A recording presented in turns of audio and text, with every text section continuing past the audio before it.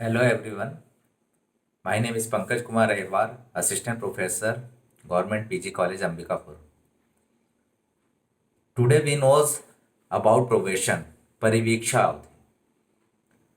परिवीक्षा के बारे में जानने से पहले एक सामान्य सी जानकारी परिवीक्षा के बारे में। परिवीक्षा दोष सिद्धि होने के बाद और जेल जाने से पहले की स्थिति होती है। परिवीक्षा को दंड व्यवस्था में रखने का उद्देश्य या इसका एक महत्वपूर्ण स्थान इसलिए है क्योंकि आज का समाज जो है वो सुधारवादी है। समाज है, सुधारवादी युग है।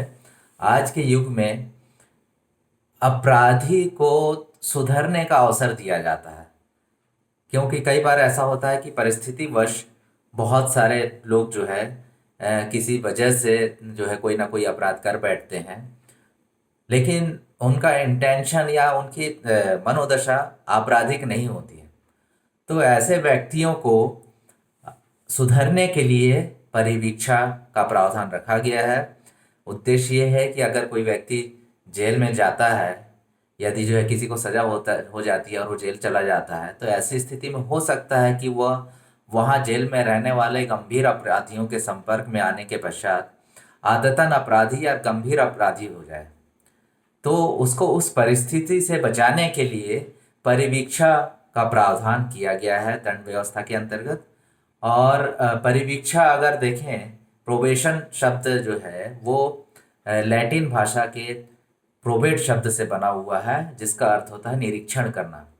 अर्थात परिवीक्षा में जो जो प्रक्रिया होती है वह ऐसे व्यक्तियों को, ऐसे दोष सिद्ध व्यक्तियों को जिनको जेल जाने से पहले प्रोबेशन का लाभ दिया जा रहा है, उनको एक तरह से निरीक्षण में रखना है, कानून के निरीक्षण में रखना है और उनको जो है एक तरह से गाइड करते जाना है, दिशा निर्देशन करते जाना है कि जो भी परिस्थिति उनके साथ है हुई है, उन परिस्थितियों से निकलने में वो किस तरीके से अपने आप को समाज में ढाल सकते हैं, एक तरह से उनकी सहायता करना है। अगर जो है इसके इतिहास के बारे में देखें, परिवीक्षा का इतिहास देखें, तो विधि की दृष्टि में सबसे पहले इंग्लैंड में परिवीक्षा के विषय में वहाँ के सम्राट ने व्यवस्था की थी 9वीं शताब्दी में, कि वहाँ यदि कोई व्यक्ति इस बात के लिए तैयार हो जाता था कि दोबारा जो है ऐसी कोई जो है बात नहीं करेगा, ऐसा कोई अपराध नहीं करेगा, तो सम्राट उसे इस आधार पे परिवीक्षा पे छोड़ देता था। हाँ, ये है कि उस पर निगरानी रखी जाती थी, लेकिन यह है कि सम्राट का उद्देश्य ये होता था कि इसे सुधरने का मौका दिया जाए। अगर जो है विशेषता वाली बात की जाए कि परिवीक्षा की विशेषताएं क्या है, परिवीक्षा अवधि में रखने से क्या होगा, तो ऐसी स्थिति में अगर हम देखें तो पहली विशेषता तो इसकी ये है कि उस अपराधी को, जिसने ऐसा अपराध कर दिया है, उसे सुधरने का अवसर दिया जा रहा है। सुधरने का अवसर, एक तरह से प्रायश्चित का अवसर, ताकि वो उस चीज़ को समझ सके कि मैंने ऐसा क्यों कर दिया। और उसके बाद जो है दूसरा अगर देखें तो ऐसे व्यक्तियों को परिवीक्षा अधिकारियों के नियंत्रण में और निगरानी में रखा जाता है।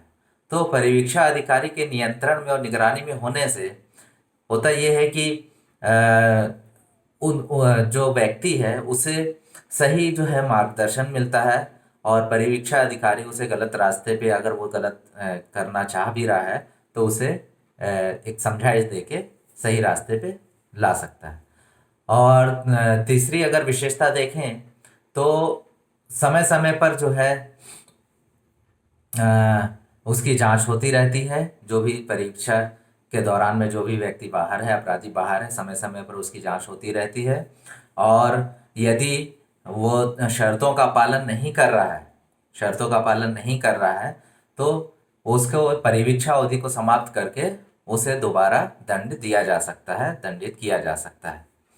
और इसके साथ ये है कि क्योंकि परिवीक्षा दोष सिद्धि के बाद जेल जाने से पहले की स्थिति है, तो ऐसा व्यक्ति जो पहली बार कोई अपराध कर रहा है या फिर जो है उसका अपराध गंभीर प्रकृति का नहीं है, तो उसे जेल जाने से रोक देना है ताकि वो गंभीर अपराधियों के संपर्क में ना आए। तो इस तरीके से हम देखें तो परिवीक्षा की विशेषताएं ये जो है उपरोक्त सभी हो सकती हैं।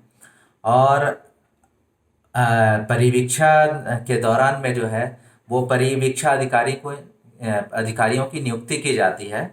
और परिवीक्षा अधिकारियों के लिए परिवीक्षा के लिए जिन अधिकारियों की नियुक्ति की जाती है वो कम से कम जो है स्नातक स्तर के जो है वो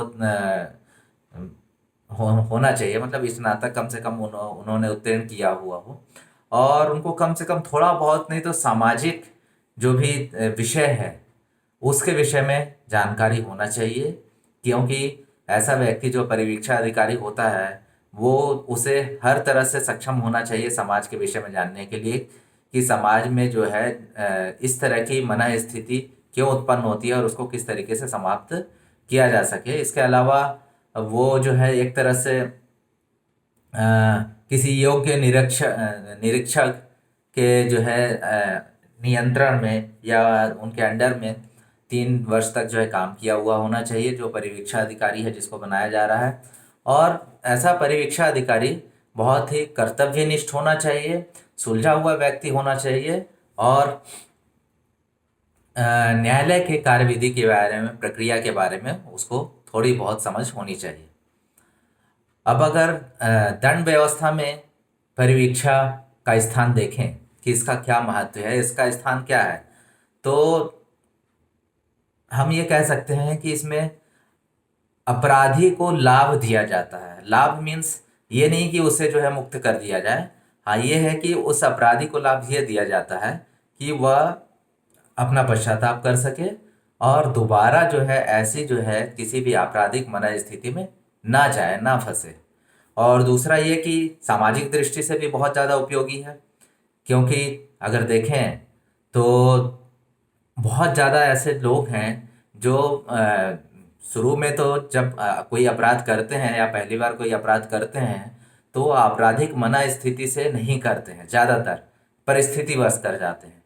लेकिन यह है कि अगर उन्हें गंभीर प्रकृति के अपराधियों के साथ में रखा जाए या जेल में रखा जाए तो हो सकता है कि वो उनके संपर्क में आने के बाद आदतन अपराधी के रूप में परिवर्तित हो जाएं। इसलिए जो है दंड व्यवस्था में अगर परिवीक्षा का स्थान देखें तो काफ़ी सराहनीय है।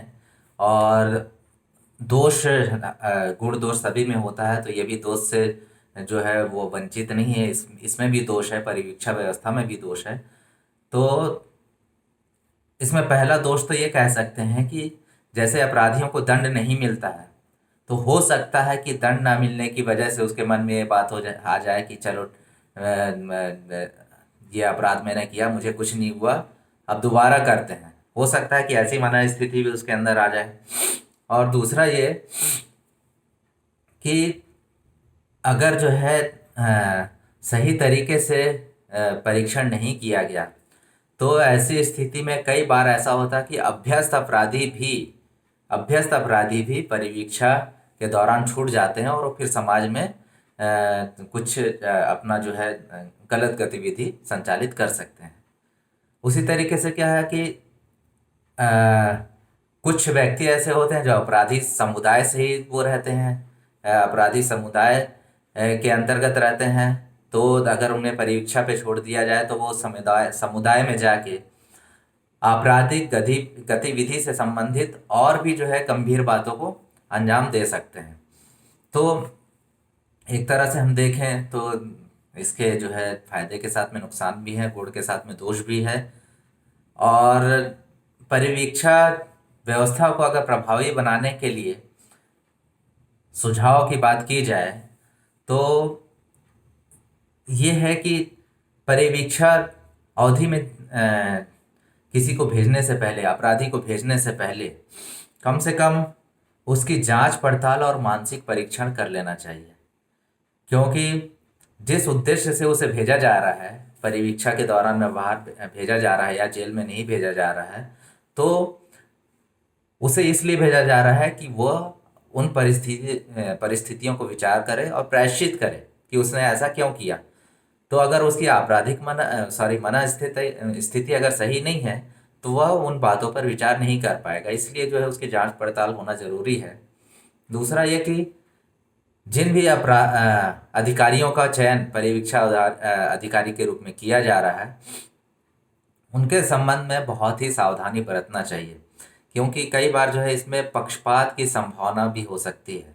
इसलिए परिवीक्षा अधिकारियों का चयन करते समय काफ़ी सावधानी बरतनी चाहिए और समय समय पर परिवीक्षा की जो दशाएं हैं उसके बारे में अध्ययन होते रहना चाहिए। परिवीक्षा अधिकारी जो भी होते हैं उनको एक तरह से सेवा में आने के लिए आकर्षक सुविधाओं का एक प्रलोभन देना चाहिए, एक तरह से लालच देना चाहिए। क्योंकि कोई भी व्यक्ति अगर कोई भी जो है सेवा में आता है, कोई भी जॉब ग्रहण करता है तो कहीं ना कहीं उसे थोड़ा बहुत जो है प्रलोभन होता है, कुछ की रुचि होती है, कुछ का प्रलोभन होता है। तो परिवीक्षा अधिकारियों की सेवा शर्तें ऐसी हों कि जिसमें थोड़ा प्रलोभन हो, ताकि ज़्यादा से ज़्यादा व्यक्ति जो योग्य व्यक्ति हैं वो परिवीक्षा अधिकारी के तौर पे अपनी सेवाएं दें। और क्योंकि परिवीक्षा अधिकारी पे बहुत डिपेंड करता है, उनका बहुत महत्वपूर्ण स्थान रहता है, इसलिए परिवीक्षा अधिकारी जितना योग्य सुलझा हुआ और जो शिक्षित व्यक्ति होगा उतना ही ज़्यादा वो निगरानी अच्छे से रख पाएगा और अपराध का जो प्रतिशत है उसको कम कर पाएगा। साथ में ही जो है परिवीक्षा से संबंधित सेमिनार वगैरह आयोजित होते रहना चाहिए समय समय पर, जिससे सेमिनार से क्या होता है कि और जगह और क्या स्थिति है और राज्यों में और देश में परिवीक्षा के संबंध में क्या प्रावधान है, वहाँ कुछ अच्छा है तो वहाँ से हम ग्रहण कर सकें, हमारे पास कुछ अच्छा है तो हमसे जो है कोई और ग्रहण कर सके। इसलिए जो है समय समय पर संगोष्ठी सेमिनार वगैरह आयोजित होते रहना चाहिए। और भारत में परिवीक्षा की अगर जो स्थिति देखें तो भारत में भी परिवीक्षा की स्थिति जो है काफ़ी अच्छी है। गंभीर प्रकृति के अपराधियों को तो ऐसे भी परिवीक्षा का लाभ नहीं मिलता है। जो मृत्यु या आजीवन कारावास या 7 वर्ष से ज़्यादा की जो है सज़ा पाए हुए व्यक्ति हैं उनको परिवीक्षा का लाभ नहीं मिलता है। लेकिन ये है कि परिवीक्षा अगर एक सामान्य दृष्टि से देखें, एक मानवता के नाते देखें तो कहीं ना कहीं वो ऐसे व्यक्तियों को जो समाज में जो है मुख्य धारा में जुड़ना चाहते हैं दोबारा आ सकते हैं, दोबारा समाज में आके एक जो है सभ्य नागरिक की तरह जो है अपना जो है अपनी भूमिका दे सकते हैं। तो ऐसे व्यक्तियों को उस दलदल से बचाने का एक बहुत बड़ा माध्यम है। आज के लिए इतना ही। धन्यवाद।